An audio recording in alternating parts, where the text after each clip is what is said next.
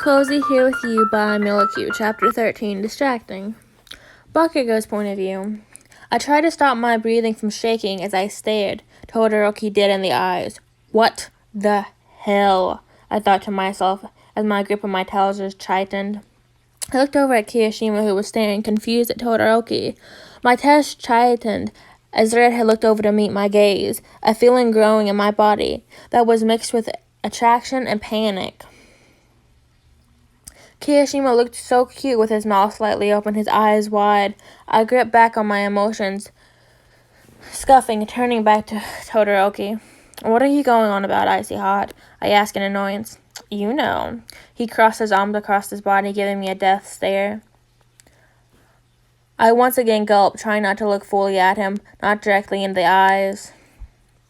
Fine, I damn know what you're talking about. But if you tell him, I'll tell everyone your little secret. I threatened, slamming my hands down on the table and standing up. He nodded in agreement. If you don't tell him at some point, I will, though. He followed. I nodded and sat back down. Tell who what?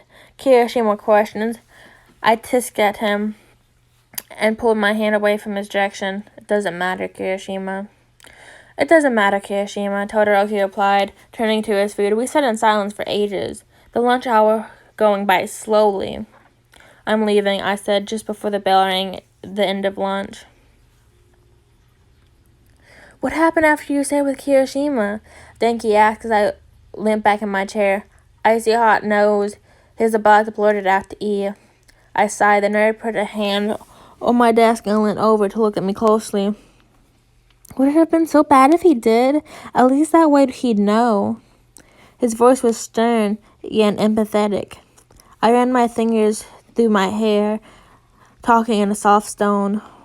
I'm not ready for that yet. Deku looked back to me with sympathy. I guess he understood what I meant. He nodded and stood back up straight, walking to his chair. I sat on my seat, arms crossed over my body, heart and brain racing. The lesson went on slow, yet smoothly. No one talked to me at all. Nothing distracted me from my thoughts except Kirishima. He's so distracting it hurts. I sat and thought about what Icy Hot said, my head feeling like mush. Everything he said rushed through my thoughts, but when I looked over at Kirishima, all that disappeared. I smiled slightly as he leaned his head on his desk and closed his eyes.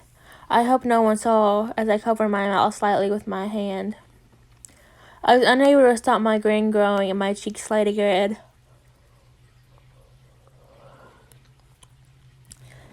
I stared out the window for a few seconds before I got distracted by Kirishima once again. Damn it, I thought to myself as I buried my head in my arms, trying not to think about Kirishima. I grabbed my notebook with my left hand and a pencil in my right, opening the notebook to a blank page and began a sketch of Kirishima. I feel like Deku, except my notebook was filled with my obsession of Kiri, not an obsession of people with quirks. Maybe Deku is a less real one in this sentence. I admire every feature of Kirishima that I can, drawing every aspect of his face I can remember. He has a bright smile on his face in my drawing. The smile says it's annoying, but I truly love it. He was showing off his teeth, each and every perfect one. I have a faint feeling he's insecure about them, but I don't want him to be. His hair was down. I love it when he has his hair down. He just looks so much more calm and free. My vision darted back to Kiri once my sketch was done. I put my hand on my chest and tried to calm my emotions. Bakugo, do you need to step outside? Aizawa asked. I shook my head and noticed very clearly having some sort of panic attack. Yet I wasn't. I was just in love with someone I shouldn't be and trying to repress it. Why the hell would I need to go outside? I replied, leaning back in my chair.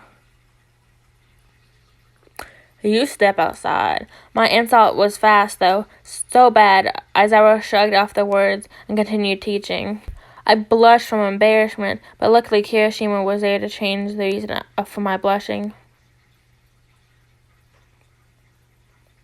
I'm in love with you, Bakugo.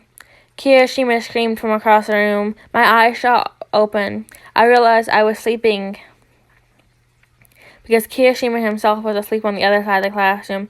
Everyone working in silence. Great, now I'm dreaming he confessed to me. Can this hurt me anymore? End of chapter 13.